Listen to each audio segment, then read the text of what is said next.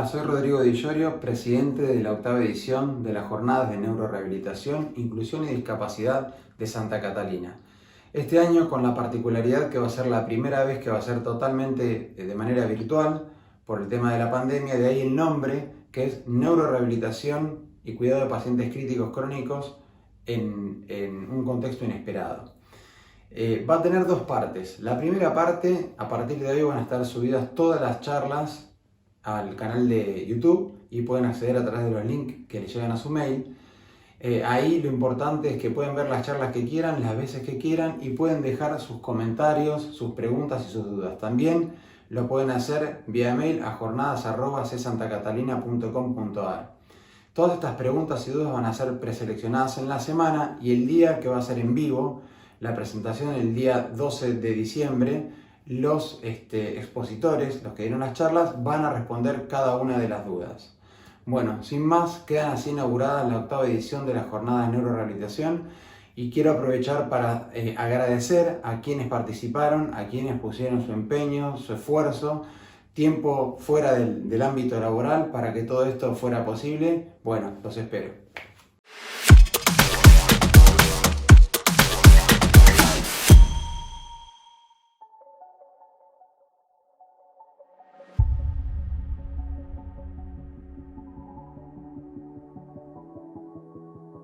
Bueno, hola, ¿qué tal? ¿Cómo andan?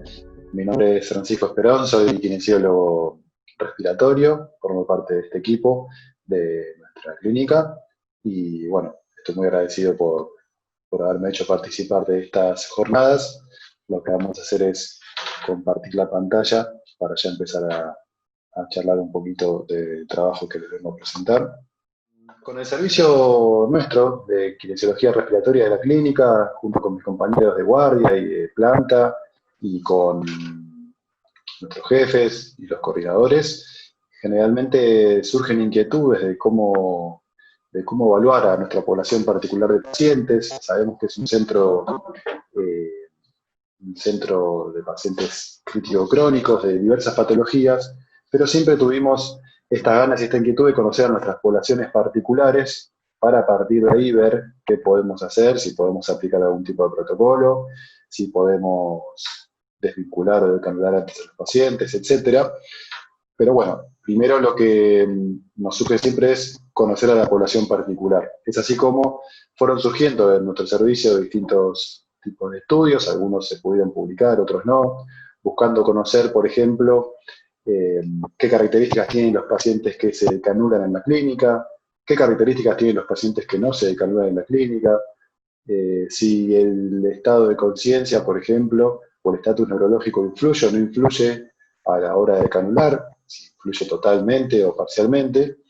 Y después empezamos a querer conocer poblaciones particulares de pacientes. Por ejemplo, el año pasado finalizamos el trabajo descriptivo, retrospectivo de nuestra población con TEC, con traumatismo encefalocraniano, el cual pudimos presentar en algún congreso y estaba en vías de publicación.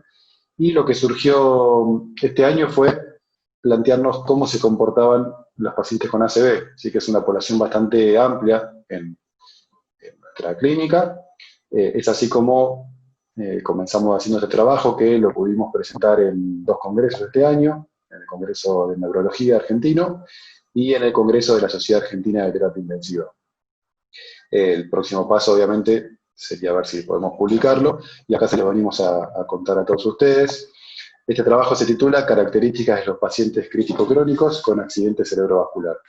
Vamos a ir viendo cómo podemos presentárselo, qué podemos contarles, y nos surgieron inquietudes, por ejemplo, cómo se comporta esta población. ¿Se decanula más o se decanula menos que otra población? ¿Están más días con traqueostomía? ¿Están más días ventilados? ¿Se cumplen los protocolos? ¿Son pacientes que tenemos que sacarlos de protocolos o no? Bueno, todas estas inquietudes nos genera primero el puntapié para poder describir a esta población. Bien, comenzando con la introducción. Nosotros sabemos que el accidente cerebrovascular es una patología, una lesión neurológica grave que puede causar distintas alteraciones, ¿sí? Muchos pacientes pueden sufrir alteración de la vía aérea, muchos pacientes por la lesión pueden tener obstrucción de la vía aérea y alteración en lo que es el manejo de las secreciones. sumado al daño neurológico que pueden presentar. La literatura es muy clara en que estos pacientes en muchos casos pueden no requerir ningún tratamiento invasivo, tal vez con tratamiento médico si su estado es favorable, evolucionan bien, tal vez son internados en algún centro por un tiempo o tal vez con tratamiento ambulatorio en el mejor de los casos, eh, evolucionan favorablemente. Pero hay muchos otros, que son estos que les venimos a presentar, en quienes estas tres características al mezclarse y al unirse generan un estado bastante más grave de estos pacientes, probablemente con el requerimiento de asistencia ventilatoria mecánica invasiva e ingreso a las unidades de cuidados intensivos. ¿Sí? En este último caso, en este tipo de pacientes, probablemente ingresen a la SUSI, en una primera etapa sean intubados, ¿sí? Como vemos en la foto, por distintos motivos. Puede ser por requerir asistencia ventilatoria mecánica, porque el paciente probablemente esté dormido, pero tal vez porque el paciente no puede manejar bien sus secreciones en una primera etapa. Entonces, en la terapia intensiva lo que se suele hacer cuando el motivo que lo hizo ingresar al paciente ya se resolvió o está en vía de resolverse es despertarlo al paciente de forma rápida y ver cómo reacciona, ¿sí? Puede haber casos en que los pacientes se despierten bien, el motivo que lo llevaron a la ventilación mecánica invasiva se resuelva, el paciente responda o no, pero su estado sea estable, se le hagan distintas pruebas de despertar y distintas pruebas para ver si pueden respirar de forma espontánea, y en caso de que lo cumplan, se extuben, ¿sí? Y ya nos olvidamos, digamos, de la parte crítica de la vida de ese paciente. Pero hay otro grupo de pacientes, sobre todo con ACV, en los cuales se plantea lo que es la traqueostomía, ¿sí? La traqueostomía temprana generalmente, porque son pacientes que tienen un deterioro sensorio, tienen muy mal manejo de sus secreciones, tienen debilidad oxígena, tienen muchas secreciones. Entonces la traqueostomía, generalmente temprana, es una de las variables. Estos pacientes son los que suelen ingresarnos a la clínica, ¿sí? Con ACV y muchas otras patologías también. Sabemos que la traqueostomía es uno de los procedimientos en general más frecuentes, ¿sí? En lo que es el paciente crítico, ¿sí? Hay estudios que hablan de que pacientes que requieren ventilación mecánica invasiva por 3 días o más, en un 10% serán traqueostomizados. Si los pacientes están internados por lesiones cerebrales graves, ¿sí? Traumatismo encefalocraniano, accidente cerebrovascular, entre otros, este porcentaje, fíjense que según la literatura, se eleva hacia un 43%, y aquellos pacientes que, sumado a todo esto, tienen deterioro del sensorio y no lo mejoran, 7 días después la lesión persiste alterado, muchos de ellos, casi un 70%, según los trabajos, pueden requerir traqueostomía. Como vemos, es un procedimiento muy frecuente y en el paciente neurológico y neurocrítico suele ser más. Esta es una revisión de la Sociedad Argentina de Terapia Intensiva de nuestro país, que se hizo en el 2014 y lo que busca es justamente ver cuáles son las indicaciones de la traqueostomía y qué parámetros hay que hacer para decantar a los pacientes. Pero lo que me interesa que veamos es, fíjense las indicaciones, ¿sí? ¿Cuándo un paciente suele ser traqueostomizado? Bueno, un grupo de pacientes son los que tienen obstrucción de la vía aérea, que en nuestro caso los pacientes con accidente cerebrovascular en algún caso pueden tenerlo. Pacientes con ventilación mecánica invasiva e intubación prolongadas. Si nosotros ya recibimos un paciente que sabemos que va a requerir ventilación mecánica invasiva por 2 semanas, 3 semanas, durante más de 6 horas por día, es decir, que van a entrar esto de este rango de la ventilación mecánica prolongada, probablemente sea una indicación realizar la traqueostomía. Sumado a esto, tal vez el paciente puede ventilar de forma espontánea, no requiera del respirador en algún momento, pero no tenga buen manejo de secreciones. Entonces, la vía aérea artificial va a seguir indicada. Y como sabemos que la intubación orotraqueal prolongada en el tiempo tiene perjuicios, ¿sí? Como posibilidad de infecciones, entre otros, la traqueostomía va a ser una indicación en este grupo de pacientes para poder realizar el weaning mucho más y la desvinculación mucho más tranquilo y poder en algún momento descanular al paciente.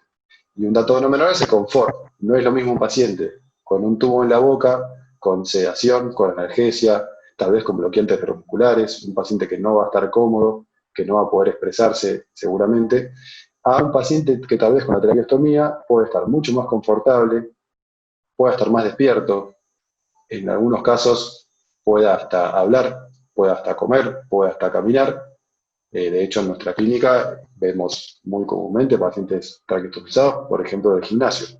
Entonces, el confort y la comodidad y el factor psicológico es un dato que, según la literatura, es muy, pero muy importante a la hora de traqueostomizar a estos pacientes. Teniendo en cuenta que la literatura es escasa a nivel nacional con respecto a este subgrupo puntual de pacientes, nosotros nos planteamos como objetivo realizar este trabajo que buscaba describir las características epidemiológicas, la evolución al alta de las distintas variables de estos pacientes, pacientes adultos mayores de 18 años, con diagnóstico de accidente cerebrovascular, que ingresaron a nuestro centro de vinculación de la ventilación mecánica de rehabilitación con traqueostomía, y ver si podíamos hallar algún tipo de predictor de decanulación. Bien, lo que hicimos fue un estudio descriptivo, retrospectivo, observacional. Incluimos, como les conté, pacientes que ingresaron a nuestra clínica, a cualquiera de las 2 sedes de Catamarca y de Venezuela, teniendo en cuenta que en México no tenemos pacientes traqueostomizados, con diagnóstico de accidente cerebrovascular en su momento de la terapia y con traqueostomía, entre enero del año 2016 y diciembre de 2019. Excluimos pacientes que durante 7 días o menos hayan estado internados. Si esto tiene que ver con que probablemente no le dimos un tiempo suficiente a estos pacientes para poder tratarlos según nuestro protocolo, según los profesionales que están en la clínica. Estos pacientes son aquellos que probablemente o fallecen rápido o se derivan porque se regulizan, entonces preferimos excluirlos para darle un tiempo prudencial a que reciban el tratamiento en nuestro centro. Bueno, contamos con 2 sedes en cuanto a pacientes críticos respiratorios, más allá de la sede Amenábar, estoy hablando de Venezuela y Catamarca, aproximadamente tenemos 180 camas distribuidas, contamos con un cuerpo médico de planta permanente, con médicos y médicas de guardia, tenemos kinesiólogos de planta de turno mañana y tarde, y kinesiólogos de guardia todos los días, contamos con enfermería a las 24 horas y con un equipo multidisciplinario que realiza un enfoque bastante amplio, con todos estos profesionales que les marqué acá, me parece que están todos: fisiatra, terapeuta ocupacional, fonobiología, nutrición, psicología, psiquiatría, asistente social, neuropsicología, musicoterapia, arte terapia, pero bueno, estos pacientes, al ser mucho más severos, probablemente no ingresen en esta intervención. Pero lo que voy es que el enfoque multidisciplinario es una de las características de nuestro tratamiento. Como variables nosotros registramos, tenemos una base de datos, unas planillas que después la volcamos en un sistema, y a partir de ahí tenemos registrado hace varios años ya todos los pacientes de nuestro servicio, o sea, todos los pacientes respiratorios. Tenemos un protocolo en nuestro servicio de kinesiología respiratoria, de vinculación de la ventilación mecánica y de decanulación. Algunos pacientes con ACV probablemente ya ingresen desvinculados, pero otros no. En ese caso, nuestro protocolo, bueno, para recordar, tenemos varios días en el que buscamos que el paciente respire por sus propios medios. Generalmente, si el paciente ya cumple 3 días seguidos respirando solo durante 12 horas, ese tercer día el paciente va a pasar la noche previo examen de gases arteriales, y veremos si después de 3 noches ya lo consideramos, es decir, después de 72 horas ya lo consideramos desvinculados o no.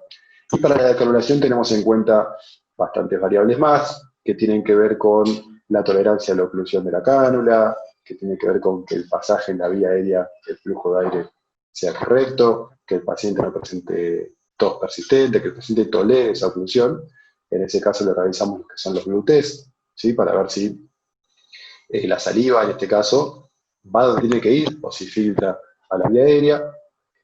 Y en pasos siguientes, en caso de que esto sea exitoso, básicamente lo que realizamos es la fibrobroncoscopía para evaluar la vía aérea, previa consulta, y después de algunas mediciones más, como las presiones y el pico flujo, se decide decanular al paciente. Esto es el camino en caso de que sea todo perfecto. Los glúteos también van a ser modificados de parte del servicio de fonobiología, y después tenemos pacientes que están en los grises, pacientes que les va muy bien, pacientes que no les va nada bien, y pacientes intermedios en los cuales en algunos casos decidimos, después de varias pruebas, sacarlo del protocolo, obviamente consensuado con todo el equipo, y ver si hace lo que se llama clínica o no. Es decir, si durante 7 días con la canula de traqueostomía ocluida, hace fiebre, se broncoaspira, desatura o tiene buenas respuestas, y en ese caso empezamos a evaluar la posibilidad de canular. Bueno, eso es lo que hacemos En un minuto lo expliqué, algo mucho más amplio, pero para que tengan una idea. Las variables que registramos en nuestro estudio tienen que ver con variables demográficas, ¿sí? Nombre y apellido, edad, sexo, variables previas al ingreso, es decir, variables de la terapia intensiva. Motivo de ingreso a la terapia intensiva no lo registramos para este estudio porque solamente, como lo dije antes, incluimos pacientes con ACV, pero tenemos registrados de los demás pacientes los motivos. Días de ventilación mecánica, fechas de intubación o de traqueotomía, días de cada uno de ellos. Bueno, distintas variables que fuimos registrando. Antecedentes, que ahora vamos a charlar un poco. Los antecedentes los dividimos nosotros en respiratorios, cardiovasculares, metabólicos, tóxicos, metabólicos y neurológicos. Eh, Variables al ingreso a nuestro centro, es decir, con qué cánula de traqueotomía ingresa, cuántos días lleva, qué presiones le medimos en cuanto a presión inspiratoria máxima y presión expiratoria máxima al ingreso, si viene con resistencia respiratoria mecánica o no, cuántos días de desvinculación lleva, etcétera, y después variables solamente de la evolución en nuestro centro, si fue decanulado o no fue decanulado, si se desvinculó o no se desvinculó, si se pudo hacer la pielobroncoscopía, días de traqueotomía, días de ventilación mecánica, días de internación en la terapia y en la clínica, días de vida aérea artificial en total, ¿sí? Todas variables temporales las últimas, y obviamente el estado del alta. El estado del alta significa si el paciente falleció o se fue vivo, y en caso de que se fue vivo, ¿a dónde fue? Si fue al domicilio, si fue un tercer nivel, o si se reagudizó y hubo que derivarlo, por ejemplo, a un hospital o a otro centro más de agudos. Acá lo que les mostramos es cómo distintas variables las fuimos evaluando, las cuantitativas con mediana de rango o media de desvío estándar según corresponda, las categóricas con frecuencia y porcentaje, y después nuestro asesor estadístico realizó un análisis de regresión logística binaria buscando encontrar variables asociadas a la decanulación. Bien, lo que nosotros pudimos incluir son 87 pacientes. 1 por falta de datos y 7 por haber estado menos de una semana en nuestro centro fueron excluidos, por lo cual analizamos en total 79 pacientes en este periodo. Lo que podemos ver es que la mayoría fueron hombres, que la mediana edad fue de 67 años, y cuando pensamos en los antecedentes con los que ingresaron a la clínica, predominó el antecedente cardiovascular, principalmente la hipertensión arterial, seguido por los antecedentes tóxico-metabólicos, entre ellos tabaquismo y diabetes, antecedentes neurológicos, pacientes con ACV, es decir, más allá del motivo de ingreso ya lo tenían como antecedente, y en un último lugar, los pacientes presentaban antecedentes respiratorios, son muy poquitos, fíjense que son solo 12 pacientes, entre ellos la enfermedad pulmonar obstructiva crónica.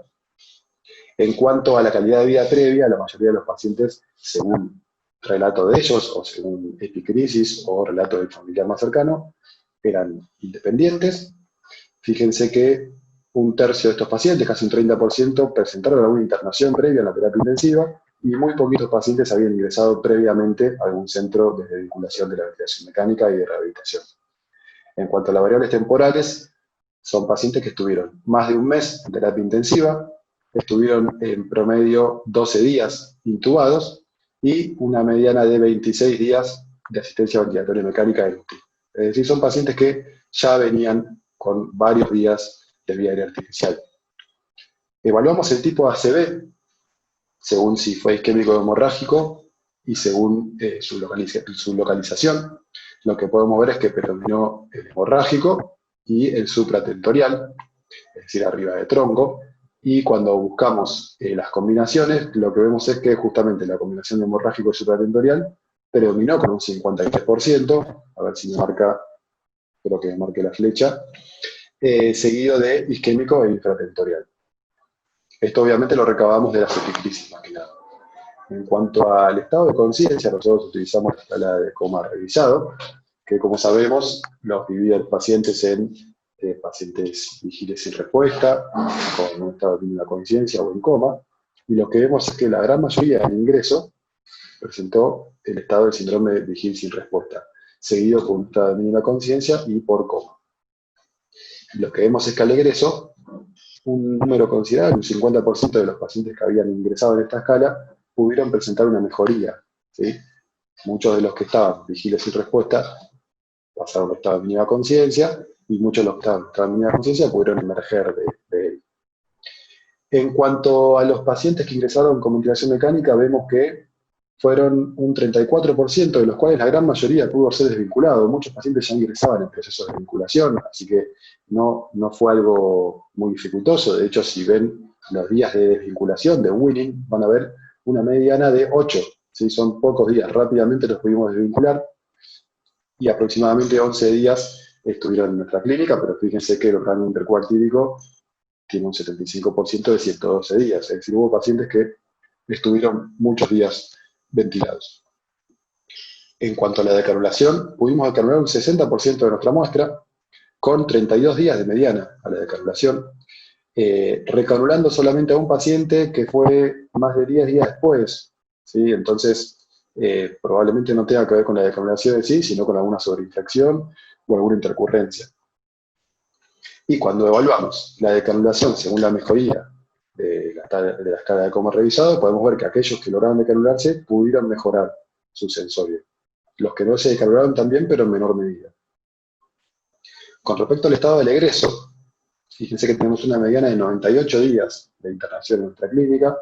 El 30% de los pacientes se pudo ir de alta, de ellos la gran mayoría fue a su hogar, mientras que un 40% fue reubicado, la mortalidad fue del 7% y el resto continúa internado.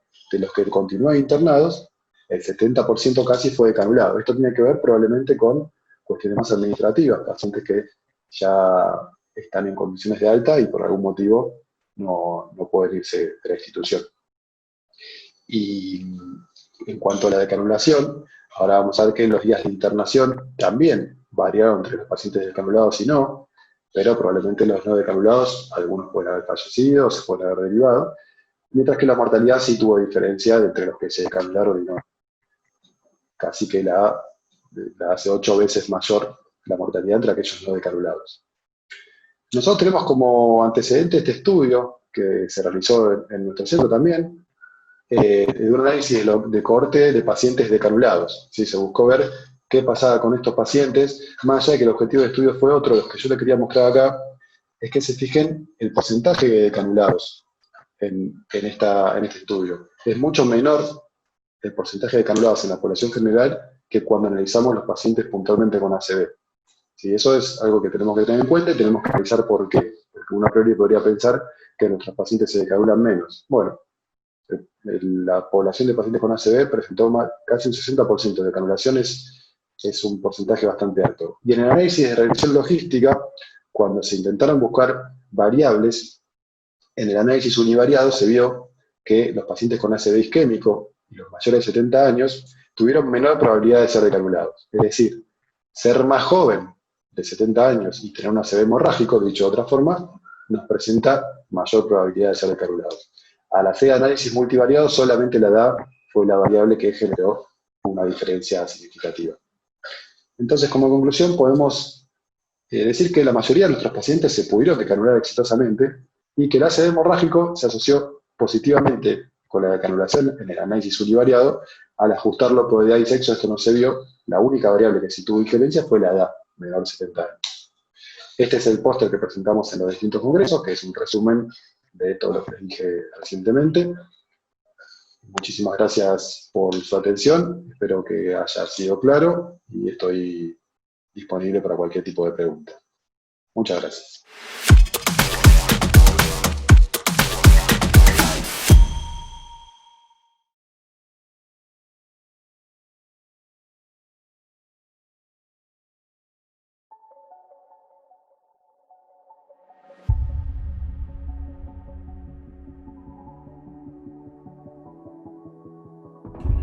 Hola, buen día. Mi nombre es Natalia Espinosa Serrano, soy licenciada en enfermería.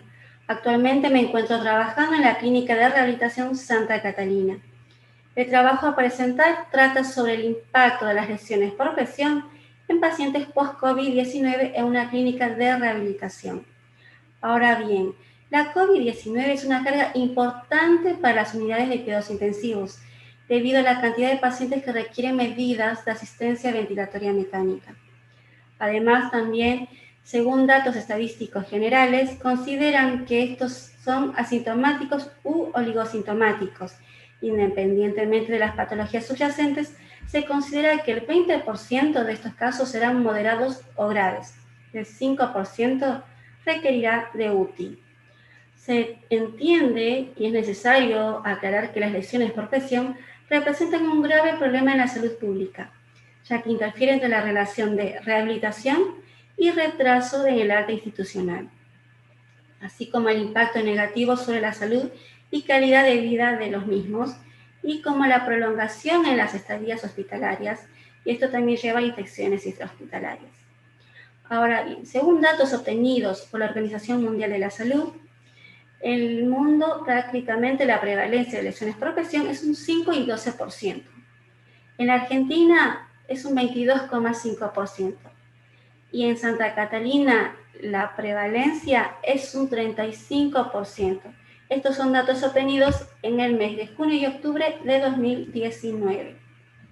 Es necesario recordarles que la lesión por presión son, digamos, lesiones localizadas en la piel o en el tejido subyacente, por lo general en las zonas prominentes, ya que es resultado de la relación de la presión continua más cizallamiento, y también por factores externos como la ausencia o escasa movilidad, la nutrición, el cuidado y hidratación de la piel y los fármacos. Para entender un poquito más de las lesiones por presión, hablamos sobre la clasificación, que tiene grado 1, como pueden visualizar en la pantalla, es donde está el enrojecimiento, que sería eritema. El grado 2, donde está propiamente ya la ampolla, sería flictema. El grado 3 es donde ya hubo ruptura del tejido subcutáneo. El grado 4 es cuando ya hay un compromiso con el tejido óseo. Y aquí el grado 0, si pueden visualizar, es un tejido necrótico que también es llamado grado inclasificable. Acá este tejido necrótico, ¿por qué lo llamamos así grado 0? Porque no sabemos hasta dónde es la profundidad, hasta dónde está comprometida la piel. Solo se podrá saber una vez que destechemos esa pared. Por eso, el grado 0. Ahora bien, los objetivos de este trabajo son determinar la prevalencia de lesiones por presión en pacientes post-COVID-19 admitidos en rehabilitación o a rehabilitación y describir las características de estas lesiones. Ahora bien, nuestro material y método fue un estudio observacional, descriptivo, transversal y retrospectivo. Prácticamente fue la población de las 4 sedes, tanto sede Catamarca, Amenábar, México y Venezuela. Estos fueron sujetos con secuelas post-COVID-19 admitidos en esta clínica. Y en el periodo de 1 de junio y 15 de octubre del 2020. Los criterios de inclusión fueron sujetos internados para rehabilitación post-COVID-19 y sujetos que hayan cursado internación en UCI o unidad cerrada. Nuestras variables, edad, género, antecedentes, presencia de traqueostomía o asistencia ventilatoria mecánica al ingreso, maniobra de pronación y localización y estadio de las lesiones por presión. Como pueden visualizar en esta tabla 1 los resultados de estas características clínico-demográficas, que el total de 100 pacientes ingresados post-COVID, 61 presentaron lesiones, y el género que más impone es el masculino, y los antecedentes o patologías que más también es caracterizada acá son los metabólicos, o sea, los pacientes con diabetes. Después vienen los neurológicos, hipertensión, y el no menos importante y bastante llamativo también, la obesidad. En esta segunda tabla se puede visualizar que la prevalencia de lesiones por presión fue un 61%. La verdad que prácticamente duplicó, porque a comparación del año pasado fue un 35%. Y la mediana de lesiones por paciente fue 3. Si pueden visualizar también que las localizaciones de lesión por presión más destacadas están en las sacro, glúteos y tálicas. También hubo otras zonas que ahora vamos a mencionar después. Ahora, en la severidad de las lesiones por presión tenemos que el 90% son de estadio 2 y 3 y en tálicas, y el 70% 0, 3 y 4 en la zona sacra y glútea, sin desmerecer las otras zonas, que sería labio, frente, mentón, y les explicaré después por qué de estas. Acá hablamos un poquito o algo de lo que quería decirles hace un momento. Se entiende y se sabe que la pronación es un recurso útil e indispensable en aquellos pacientes que sufren de síndrome de distrés respiratorio agudo. En los pacientes de 61 con lesiones por presión, de estos 22 fueron pronados. En este caso presentaron mayores lesiones. Se entiende que esta maniobra es utilizada porque colabora en la relación ventilación y perfusión, pero no colaboraría tanto, digamos, en el cuidado de la piel. Por eso en las siguientes imágenes podemos visualizar las lesiones. Así que pueden ver que está el mentón, las mejillas, las comisuras de los labios, ya que se encontraba el tubo orotraqueal y ellos estaban pronados, la frente, la nariz, que son poco habituales a lo que estábamos acostumbrados nosotros, ¿no? Es necesario recordarles, en otros informarles, ya que no todos conocen a la familia de la empresa Santa Catalina, que la empresa tiene varios comités. En este caso, digamos, está el comité de úlceras por presión. Es un comité interdisciplinario que está coordinado por la doctora del pelo Marisa, en la cual nos encargamos en trabajar sobre el cuidado de la piel, desde el área de kinesiología, desde nutrición, enfermería, médico fisiatra, dermatología y otras áreas. Disculpen si me olvido de uno. Hacemos todo en conjunto para lograr la satisfacción y lograr el cuidado de la piel en estos pacientes, contribuyendo así a la mejora continua, ¿no? Así que es un trabajo constante y arduo. A diferencia de esto, que me olvidé de decirlo anteriormente, era que, bueno, vieron las lesiones y en qué quedó. Bueno, veíamos que cada vez era más y el estadio aumentaba. Si era un inicio 2, terminaba siendo un 3, incluso. Pero entonces se tomaron medidas, sí. Se buscaron herramientas para evitarlas. Seguramente no íbamos a poder evitarlas por sus complicaciones, pero al menos disminuir la aparición o el estadio que no avanzara. Así que se empezó a implementar adhesivos especiales o apósitos especiales para colocarlos en estas zonas de apoyo previamente a la pronación.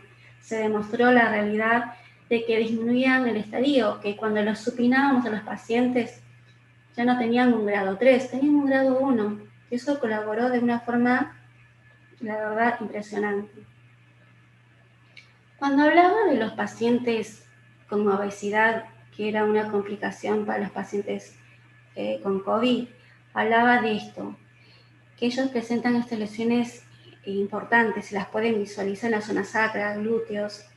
Estas lesiones tenían complicaciones, incluso ya empezaban con osteomielitis, con infecciones y en algunos casos en procesos quirúrgicos.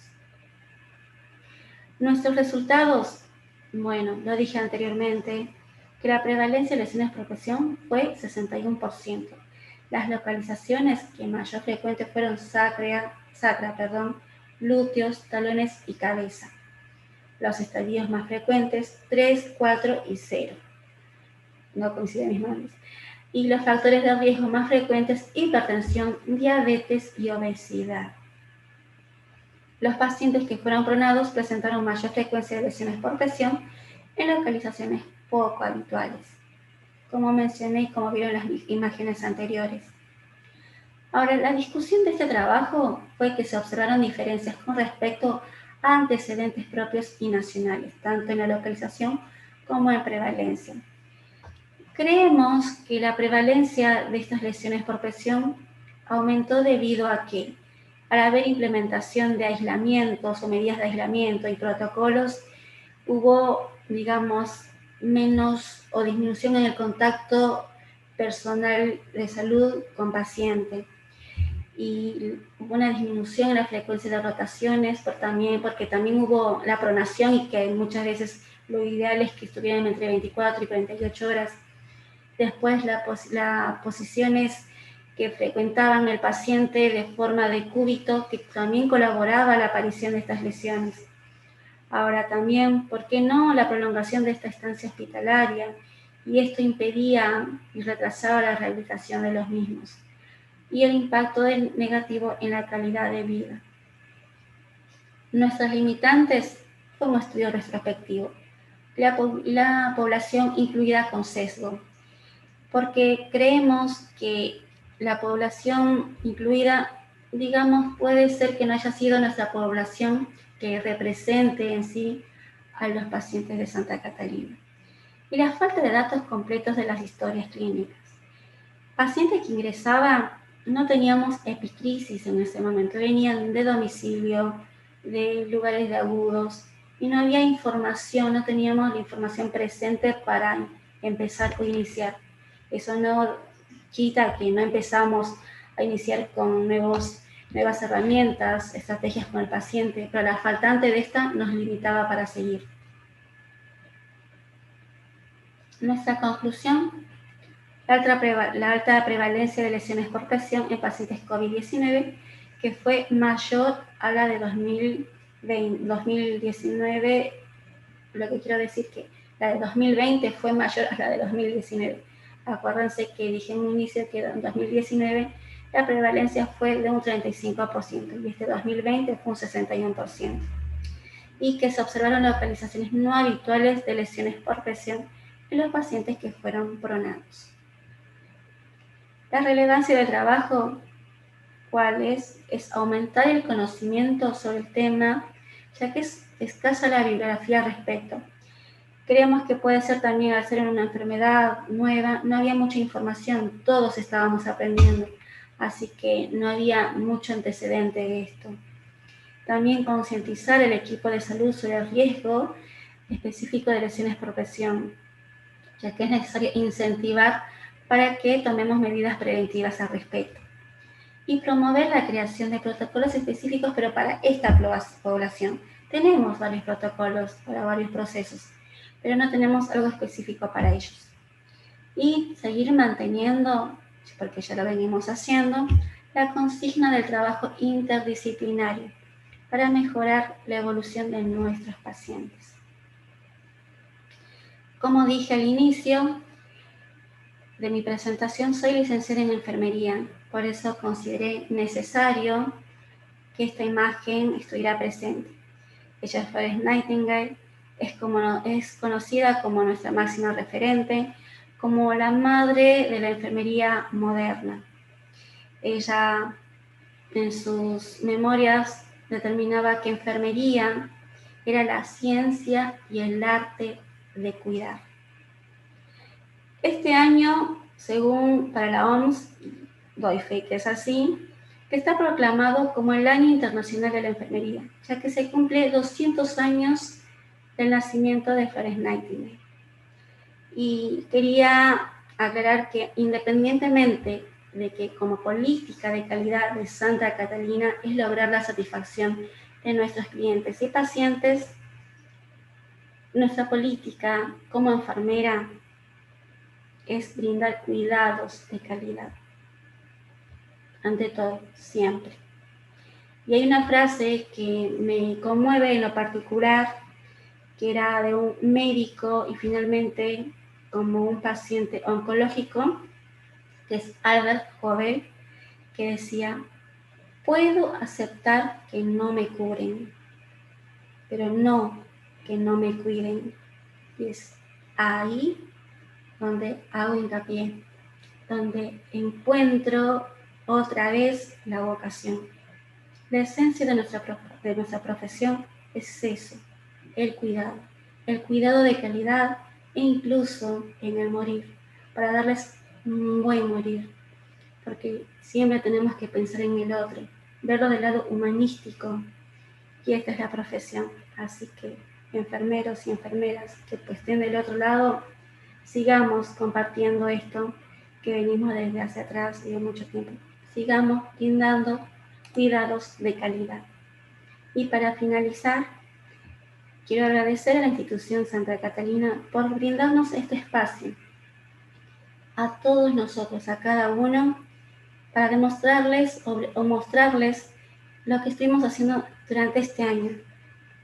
Lo queremos llamar un año especial, llamémoslo.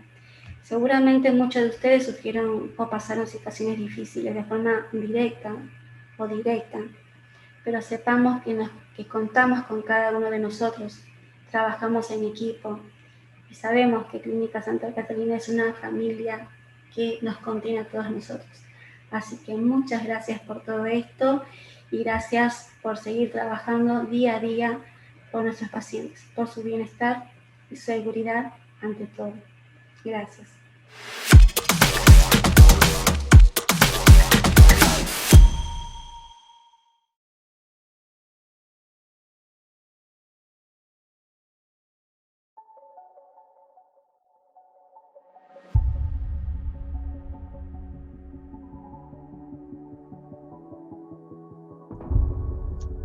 Bueno, buenos días, mi nombre es Sofía Doval, yo soy médica clínica, trabajo en la sede de Venezuela y en el día de hoy me convocaron para hablar sobre el metabolismo fosfocálcico en paciente lesionado medular.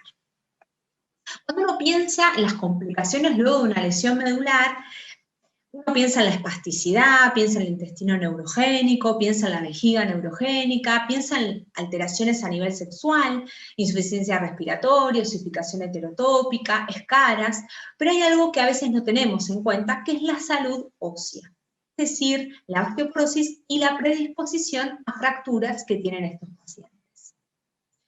Según la Organización Mundial de la Salud, se estima que hay una incidencia anual de lesionados medulares de 40 a 80 casos por millón de habitantes a nivel mundial. De esta cantidad, un 90% son de etiología traumática. La osteoporosis es un trastorno esquelético que se caracteriza por fragilidad ósea que predispone al individuo a un incremento en el riesgo de fractura. Entre las diversas consecuencias de la lesión medular encontramos justamente la pérdida ósea, es decir, la osteoporosis, que conduce en ocasiones a fracturas patológicas. Cuando uno piensa en la fisiopatología, piensa en principalmente la inmovilización. Son pacientes que no se van a mover y por ende los osteocitos, que son los mecanorreceptores que responden, que están en el hueso y responden a la carga mecánica, no van a estar estimulados. Los osteocitos estimulan la formación ósea e inhiben la resorción ósea, pero no van a estar estimulados, es decir, que no va a haber formación ósea. Los factores neurales, que tienen que ver con la desafrentación del sistema nervioso, esto favorece la astasia vascular, le falta inervación, los vasos no logran nutrir y por ende hay una falta de nutrientes a nivel óseo. Y el metabolismo mineral que tiene que ver con que luego de la lesión medular hay una hipercalcemia, esto genera un hipoparatiroidismo, y ese hipoparatiroidismo genera una hipercalciuria, es decir, una pérdida de calcio por la orina, y la liberación de esclerostina, que inhibe a los osteocitos. Se ven los lesionados medulares de larga data que hay una hipovitaminosis D y un hipoparatiroidismo producto de la resorción.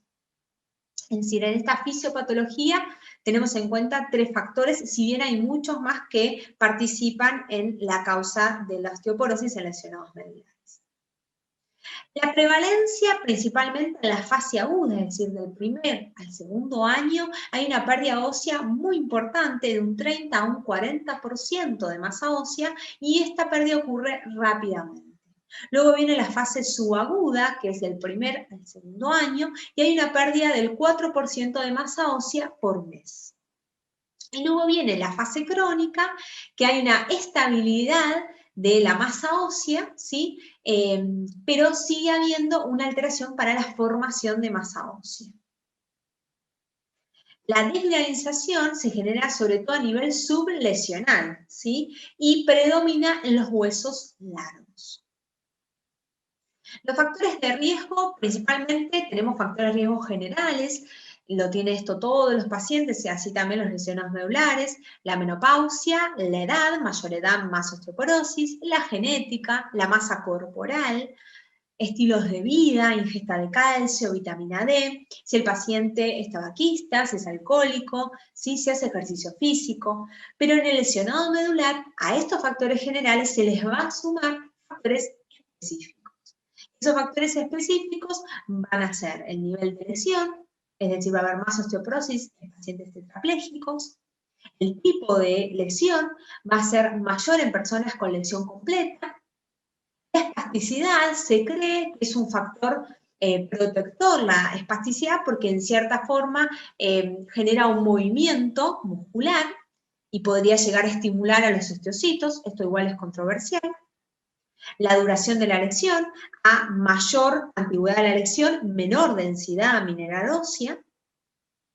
Y los factores neuroendocrinos que tienen que ver con una disminución de la concentración de hormonas sexuales, que esto sucede en todos los pacientes lesionados medulares, la sarcopenia y el aumento de marcadores de recambio óseo.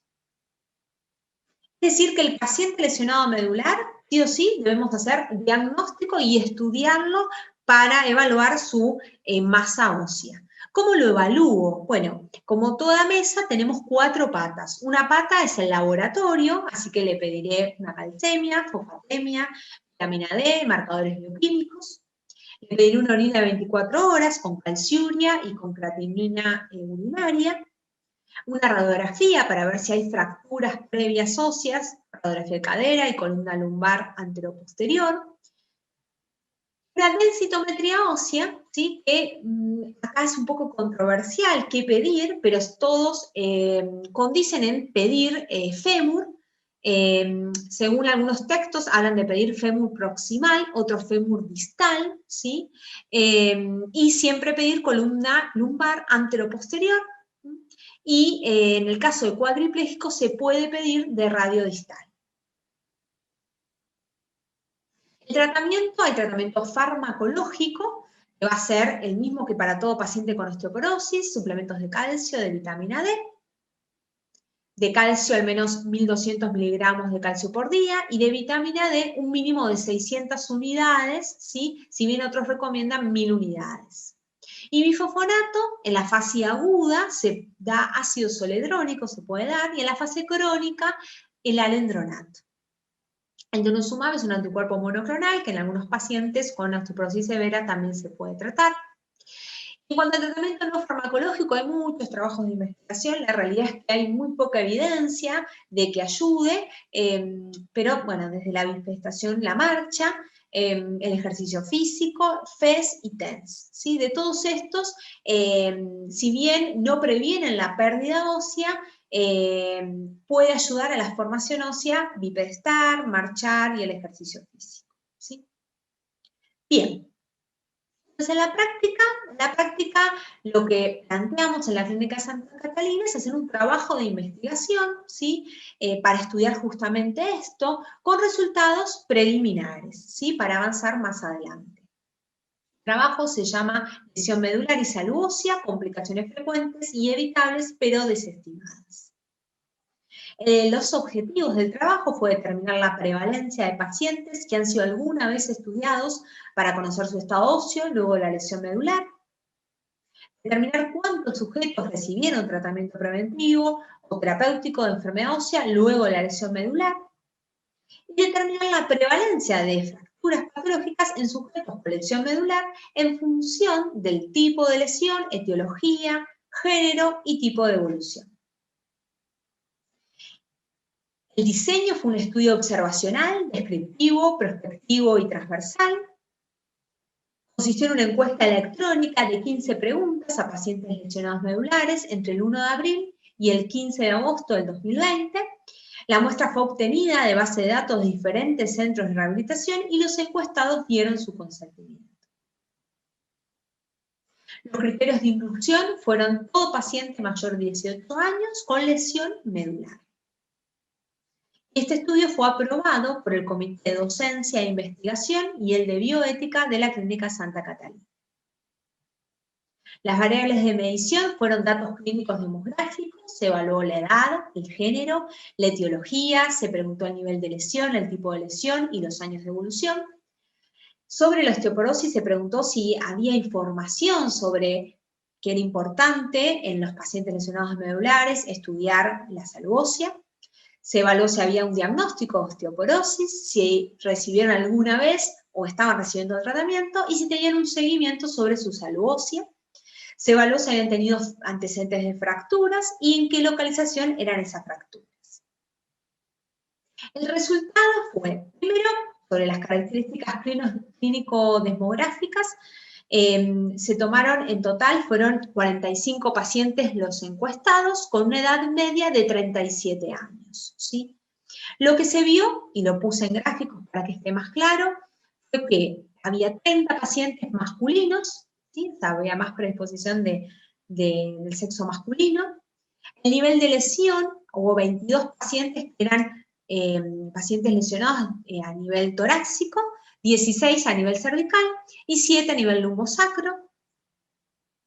Que la etiología de la lesión medular en 38 pacientes fue traumática y en 7 fue no traumática, y que el tipo de lesión fueron 24 pacientes con una lesión completa, 16 con incompleta y 5 sin identificar.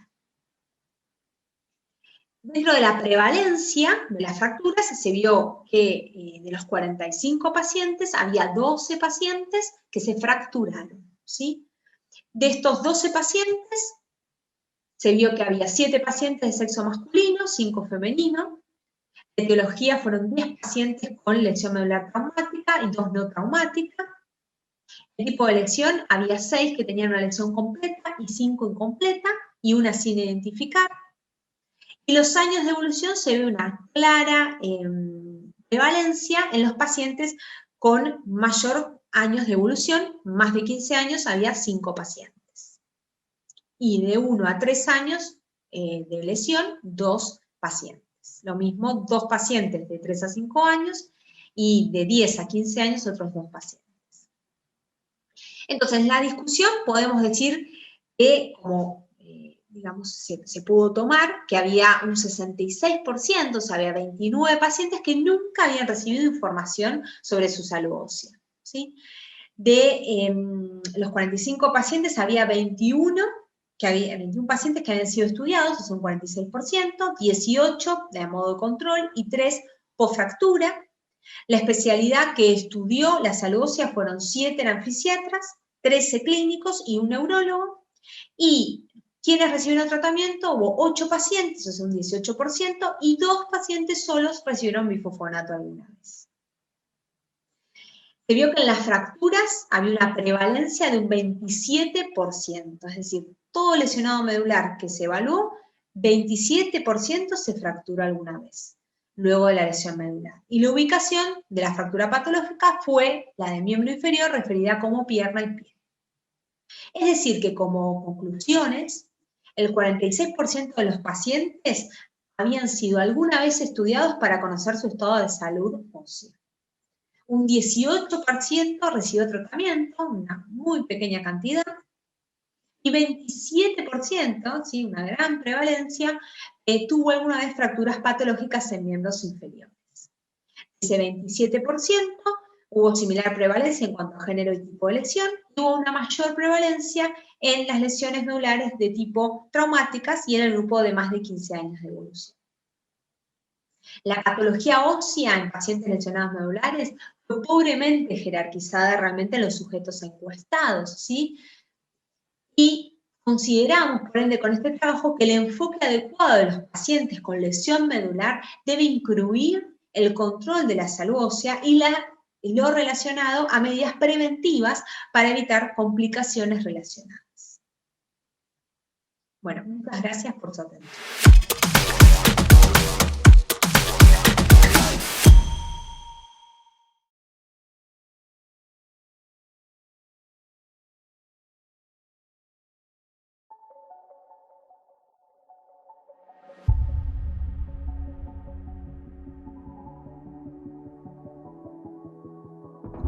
Bueno, buenas tardes al auditorio. Es la primera vez que tenemos estas jornadas online, de manera que estamos todos aprendiendo a manejar el sistema.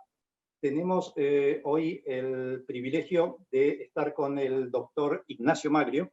Él es abogado, especialista en bioética, jefe del Departamento de Riesgo Médico Legal del Hospital Muñiz, coordinador del área de promoción de derechos de la Fundación Huésped y miembro del Consejo Directivo de la Red Bioética de la UNESCO.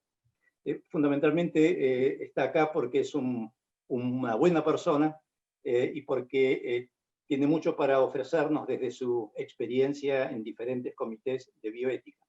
Y algo que tal vez no figura en su currículum profesional, pero sí en su biografía personal, es que es hijo del doctor Francisco Paco Maglio, nuestro querido Paco, que saben ustedes que ha sido un gran maestro de la infectología, pero fundamentalmente también de la antropología médica en nuestro país, a quienes los entusiastas y seguidores de una medicina humanística le debemos mucho. Por eso, este pequeño recuerdo y homenaje a Paco Maglio. Bienvenido entonces, Ignacio, a este encuentro. Hola Enrique, muchas gracias. Bueno, esto va a ser así lo más espontáneo posible. Por supuesto, el tema estaría centrado en las controversias bioéticas a las cuales nos ha enfrentado la pandemia. Y yo tengo una apreciación que es no personal, porque seguramente muchas personas tenemos esta visión de la circunstancia, de que en este tiempo de pandemia, en este tiempo de crisis sanitaria mundial, inédito, hemos escuchado muchos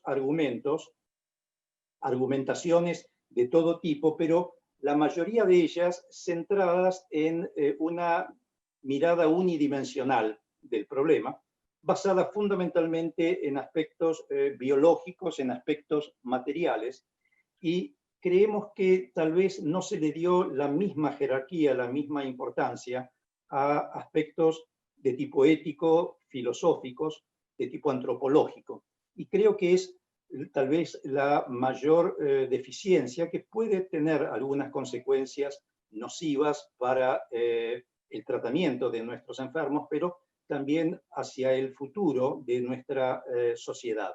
Creo que esta situación, como lo hemos anunciado en algunos encuentros anteriores, merece que seamos más reflexivos y que por eso tengamos una mirada lo más amplia posible de la problemática social, de la problemática humana que estamos enfrentando. De ahí la invitación a Ignacio Maglio para que nos dé su mirada desde el derecho, desde la bioética, sobre qué ha observado él y cómo observa actualmente la evolución de este acontecimiento. Sobre todo, en particular, ¿qué dilemas bioéticos se han presentado con más frecuencia durante esta pandemia, Nacho? Bueno, Enrique, en primer lugar, agradecerte, digamos, la invitación para compartir este encuentro con ustedes. Para mí tener este conversatorio contigo es muy importante porque vos siempre has tenido una presencia muy iluminadora en mi vida y también sos un gran bioeticista, y te agradezco también la evocación de Paco. Paco dio una definición de ética o bioética muy simple. Paco decía, ética es el otro, ¿no?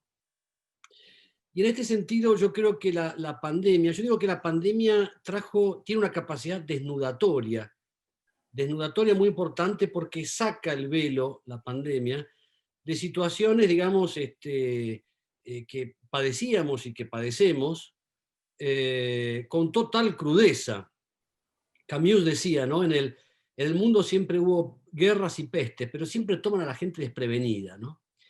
Y yo creo que esta excesiva mirada biologicista, sanitarista, que es importante, claramente es una mirada limitada, porque no atiende a este fenómeno desnudatorio de la pandemia. Por eso a mí me gusta hablar de una nueva bioética pandémica. Nosotros estábamos acostumbrados a una bioética cuya centralidad estaba en el paciente, lo cual no está mal, sigue estando bien. Pero me parece que la pandemia nos obliga a transitar una suerte de transición, yo te diría epistemológica, filosófica y hasta política, a una bioética centrada en la comunidad. Es decir, de esa bioética clásica cuyo centro, cuyo epifenómeno era el paciente y los dilemas que se presentaban en la asistencia, la pandemia ha hecho necesario repensar esta forma de pensar la salud misma a través de estos tres postulados que yo veo de la bioética, una nueva forma de pensar la bioética. En primer lugar, yo digo que la pandemia ha puesto una situación muy importante, que es pensar en lo que es la ética de la responsabilidad. Ética de la responsabilidad en términos de Jonas, no voy a hablar de autores para no aburrirlos, pero esa ética de la responsabilidad que significa poder hacerse cargo, responsabilidad es responder por las consecuencias de nuestros propios actos, ¿no? Darse cuenta que lo que nosotros hacemos tiene impacto necesariamente en el otro.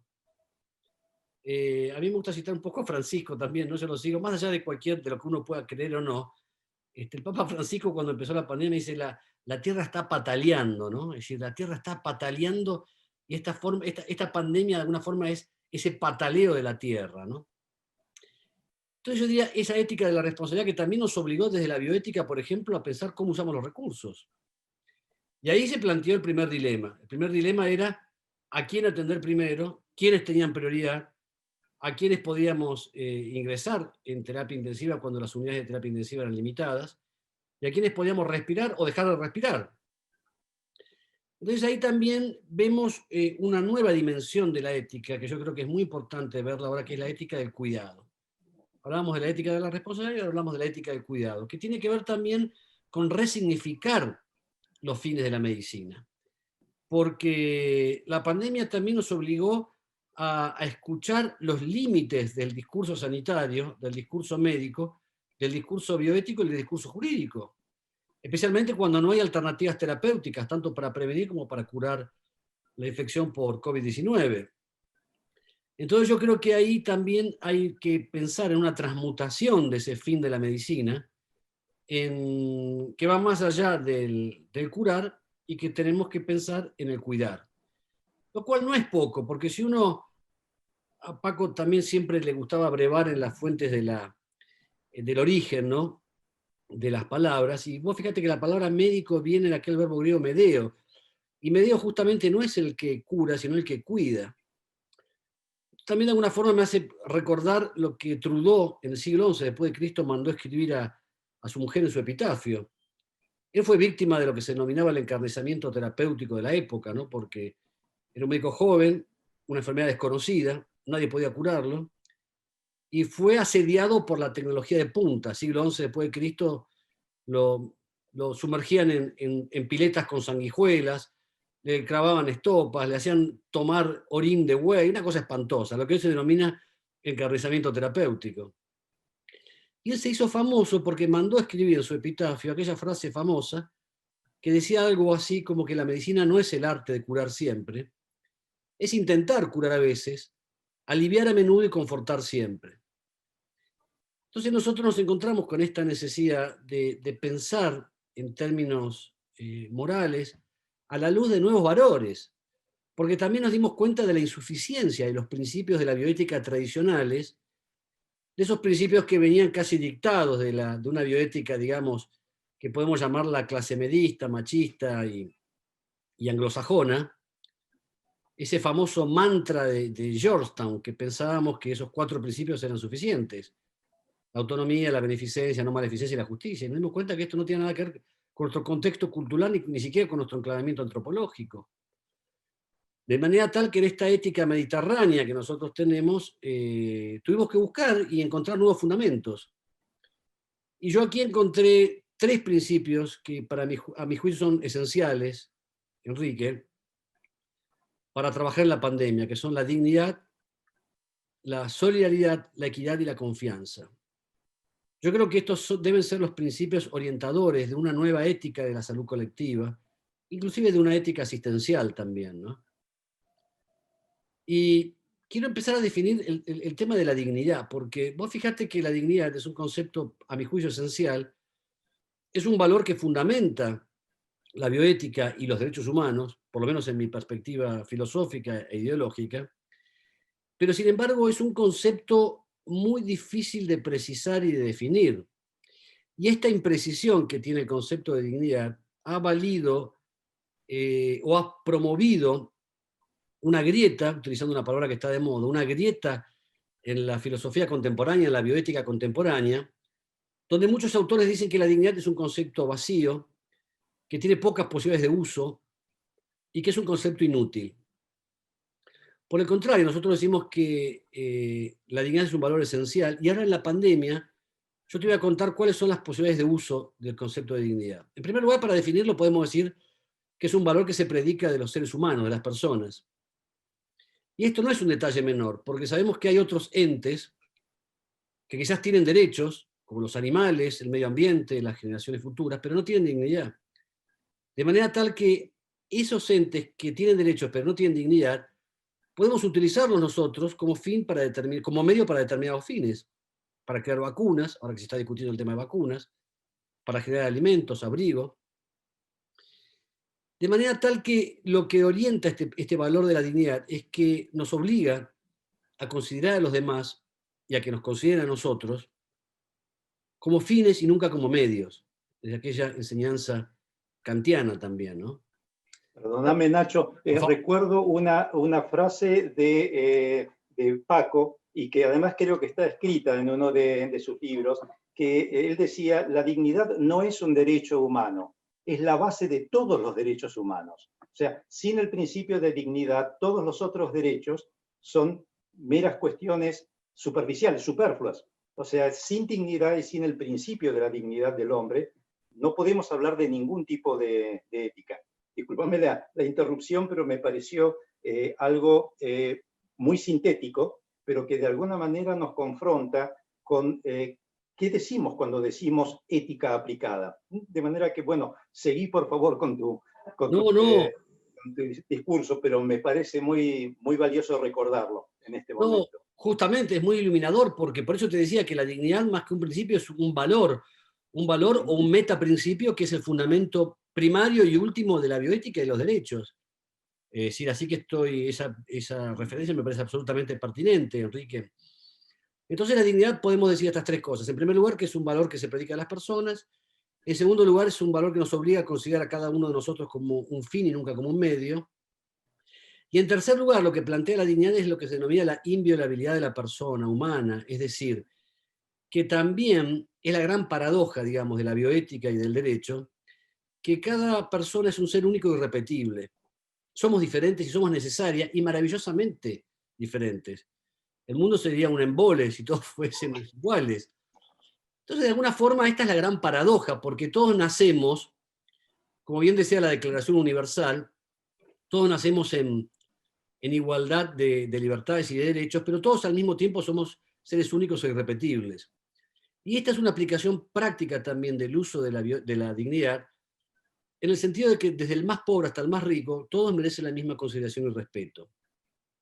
Entonces vos fijate la aplicación práctica, porque también a la bioética hay que darle posibilidades de uso.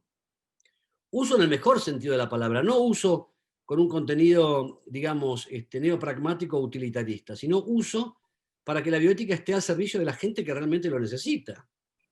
Para que la bioética esté al servicio de que sea un trabajo de servicio, y de servicio compasivo. Después voy a volver sobre la ética de la compasión, que es lo que me enseñó también la pandemia. Pero, volviendo a esto, vos fíjate la aplicación práctica.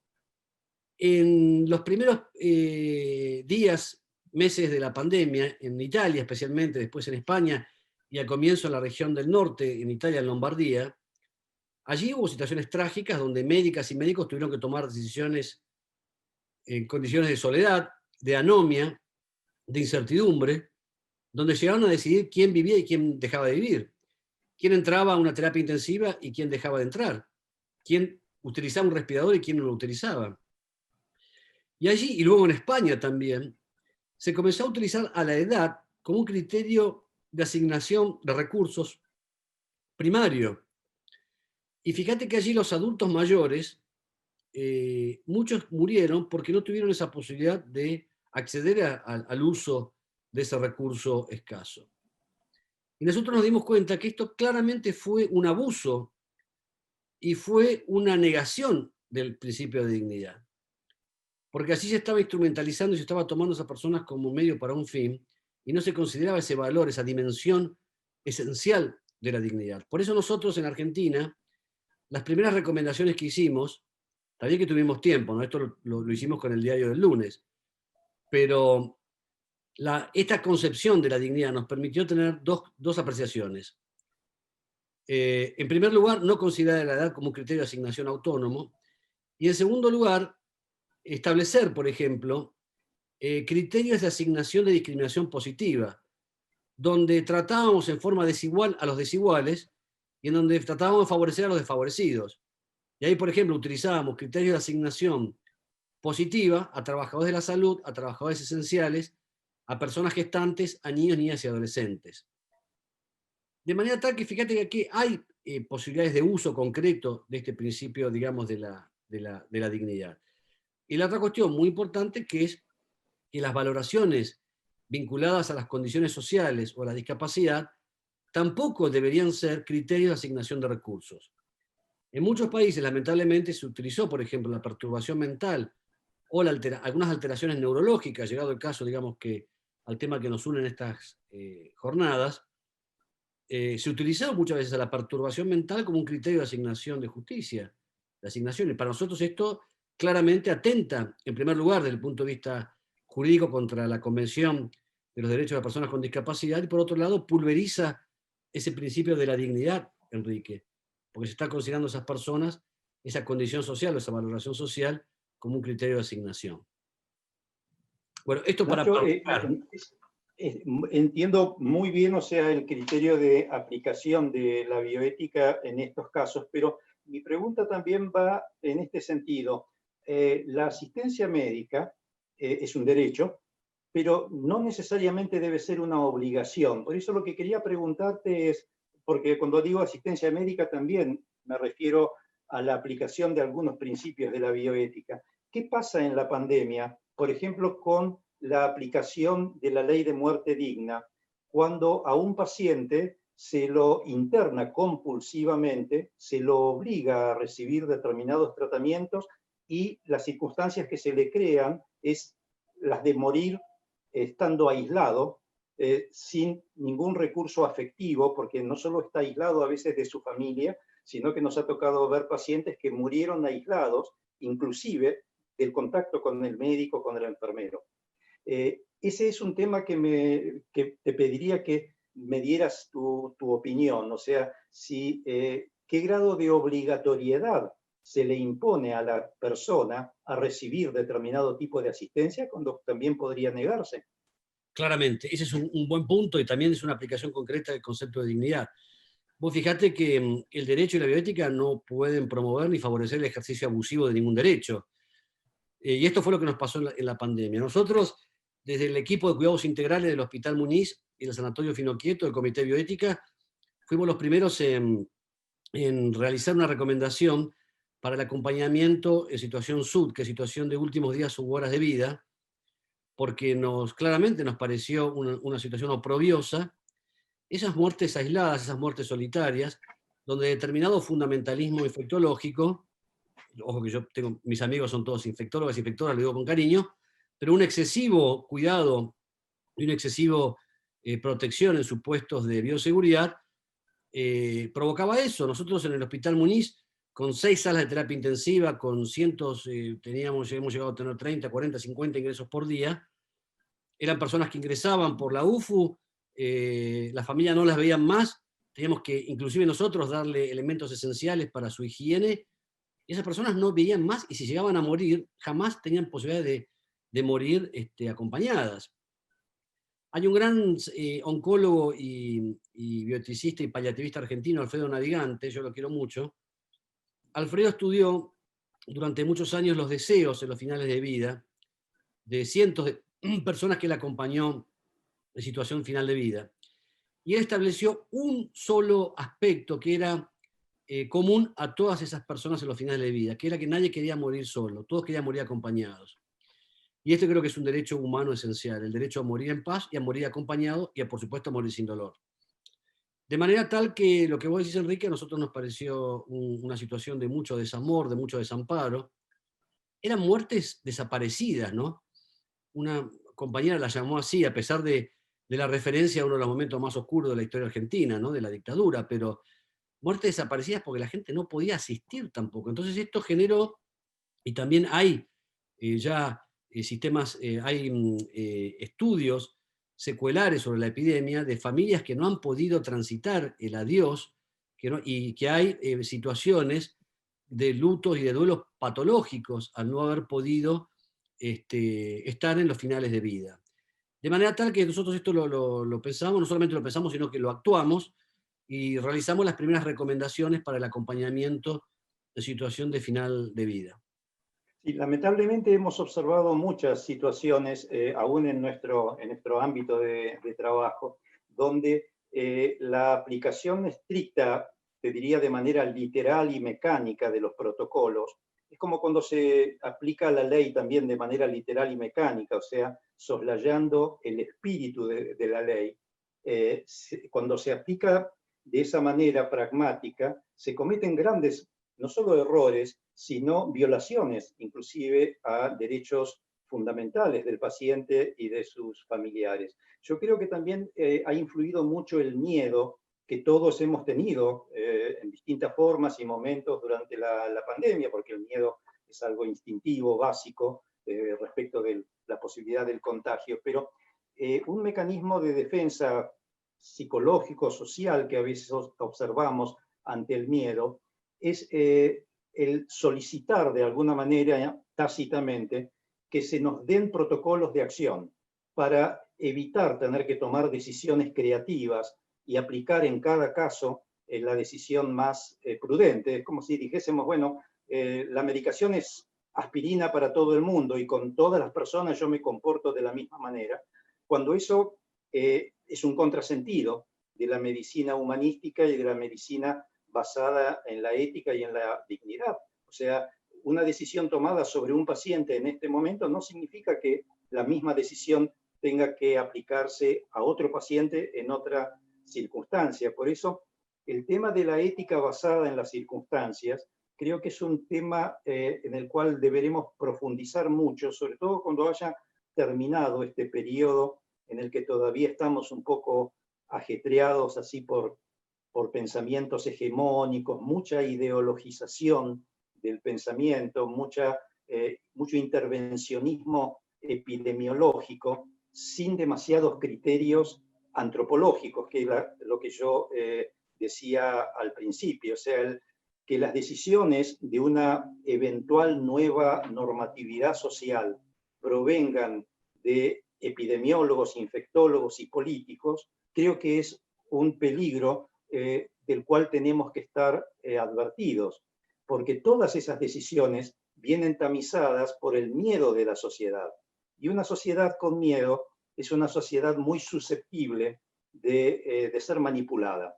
Y eso ha ocurrido en pequeños ambientes y en ambientes mucho más amplios en nuestro país y en todos los países del mundo. Esto no es una cuestión política local, aunque también tiene sus connotaciones políticas locales. Pero advirtámonos y advirtamos a nuestros colegas sobre el peligro de la aplicación de protocolos como mecanismo de defensa que nosotros a veces usamos para estar más tranquilos, ¿no? Siempre vamos a tener la obligación del pensamiento aplicado a la persona en particular. No sé si seguramente ustedes en el hospital también lo deben haber visto, ¿no? Haber observado este fenómeno. Sí, sí. ¿Qué te parece? Sí, sí, totalmente, Enrique. Mira, en el hospital nosotros, esta es la quinta epidemia grande que padecemos, desde la epidemia de VIH-Sida, SARS, en fin, todas. Pero en esta claramente hay un punto transversal que es el miedo. Así que allí estoy totalmente de acuerdo contigo. Pero cuando se habla de lecciones aprendidas de la pandemia, yo prefiero hablar de lecciones enseñadas. Todavía me parece que no aprendimos o aprendimos muy poco. Así que comparto esto que vos decís. Pero una de las cosas que yo aprendí también en esta pandemia y relacionadas con el miedo es quizás a comprender más y a juzgar menos. Porque yo creo que frente al miedo, y voy a desarrollar en estos, nos quedan 7 minutos, pero quiero desarrollar en estos minutos lo que vos me habías insinuado en tu reflexión muy profunda, que yo creo que hay un principio también que es una especie de antídoto contra el miedo, que es la confianza. El principio de confianza para mí es un principio fundamental, poco estudiado. Hay algunos autores alemanes, como Luhmann, que han estudiado el principio de confianza, pero yo creo que hoy más que nunca es necesario revitalizar, profundizar y promover la confianza. Por varias razones. En primer lugar, porque la confianza es un elemento esencial para la vida humana. Es decir, vos fíjate que sin confianza ninguno de nosotros esta mañana se podría haber levantado de la cama. Y sin confianza mucho más aún, es imposible las relaciones clínicas, donde, como decía Engelhardt, los pacientes y los médicos y las médicas son dos extraños morales, ¿no? Que en un punto tienen que saber convivir y ponerse de acuerdo para transitar un camino. Por eso yo no creo en una organización protocolizada de la existencia, como decías vos. Esto es claramente una falacia. Y mucho menos aún una organización protocolizada de la atención médica. Yo creo que hay mucho más que eso. Y en relación a esto, recuerdo lo que decía Potter, ¿te acuerdas que Paco también siempre lo decía? La relación médico-paciente es el encuentro entre una conciencia y una confianza. Es una de las definiciones más simples y más robustas que encontré también, ¿no? De manera tal que yo creo que es muy importante que la ética de la pandemia se base más en la convicción que en la coacción. Vos fíjate que el confinamiento o las estrategias, digamos, de aislamiento fracasan cuando son impuestas por el miedo. Enrique, y vos lo dijiste muy claramente. Cuando vos el aislamiento lo sostenés por el miedo a la sanción penal, o que te agarre un gendarme, un cana y te meta preso, o te haga un proceso penal, eso tiene un límite, tiene un punto. En cambio, cuando vos las prácticas, digamos, sanitarias, las afianzás en esas convicciones que tienen que ver con la solidaridad, con la confianza, digamos, con la equidad, son mucho más, van a ser mucho más robustas, van a ser prácticas que van a generar mucho mejor impacto en la epidemia. Entonces, por eso yo creo también que la confianza debe generar esa necesidad de tener lo que yo llamo una epidemiología compasiva. Y también creo que la compasión, como te dije al principio, es una de las herramientas fundamentales para esta nueva ética y para esta nueva normalidad. Porque yo no quiero volver a la normalidad previa, ¿no? Donde la tierra pataleaba. Y en esta nueva normalidad yo apuesto a la compasión. Compasión, ya hay trabajos hechos en el mundo muy buenos con ensayos clínicos sobre el uso de la compasión en medicina. La compasión no es lástima, ni misericordia, ni piedad. La compasión es ese sentimiento de apertura frente al sufrimiento propio o ajeno, seguidos de ese deseo de revertir, de ayudar y de aliviar, ¿no? Yo creo que hay que volver un poco a eso, ¿no? Volver un poco a esa compasión hipocrática de la que hablaba Hipócrates, cuando decía que muchos pacientes se curan solamente con la satisfacción que les produce alguien que los escucha, ¿no? Eso que también planteaba Paco, ¿no? Transmutar del interrogatorio al escuchatorio. Interrogar menos y escuchar más, Enrique. Y en definitiva, esa ética de la compasión, como también decía Hipócrates, nos hace ver la necesidad de que es mucho más importante hoy saber qué persona tiene una enfermedad en lugar de saber qué tipo de enfermedad tiene una persona. Entonces creo que para terminarte, me parece que esta reflexión creo que la compartís y creo que puede echar algo de luz sobre nuestra responsabilidad como trabajadores de la salud, ¿no? Sin duda, y recordar que la confianza en una relación es bidireccional. Por eso Claro. El médico también debe aprender a confiar en su paciente, Claro. El gobernante debe aprender a confiar en su gobernado, Claro. El dirigente en su dirigido, ¿verdad? O sea, porque el vigilar y castigar no es solamente un título de una importante obra de Michel Foucault, sino que es un motivo de reflexión, hasta qué punto vigilando y castigando se puede promover salud. Es todo lo contrario. Ignacio, en principio, muchas gracias nuevamente. Creo que este encuentro sirvió para abrir un espacio de reflexión, que es lo que estamos intentando en este tiempo a veces de locura. Sustraernos un poco al miedo, a las emociones colectivas, a esta situación de pensamiento de rebaño que a veces tiende lo que también se ha dado en llamar infoemia, ¿no? Que es este exceso de información sin reflexión. Por eso, escuchar a las personas que verdaderamente tienen conocimiento y tomarlo como principio de un trabajo interior de reflexión me parece fundamental. Te digo a vos, Nacho, y al público que nos está escuchando o que nos va a escuchar cuando este video les aparezca en sus pantallas, que vamos a tener la oportunidad de hacernos preguntas eventualmente críticas, aporte de otros puntos de vista sobre este tema, y nos volveremos a encontrar el 12 de diciembre, creo que es el segundo fin de semana de diciembre, no estoy mucho en eso, pregúntenle al al vicepresidente de las jornadas, él debe saber. Pero nos volveremos a encontrar entonces y estaremos nosotros muy dispuestos a escuchar y en lo que podamos también a responder. Nacho, te mando un gran abrazo, sos un amigo de allá de la casa y nos reencontramos pronto. Muchas gracias, Enrique. El agradecido soy yo. Gracias por esta oportunidad y bueno, un abrazo afectuoso a todos los que nos van a escuchar. Gracias. A vos, hasta pronto.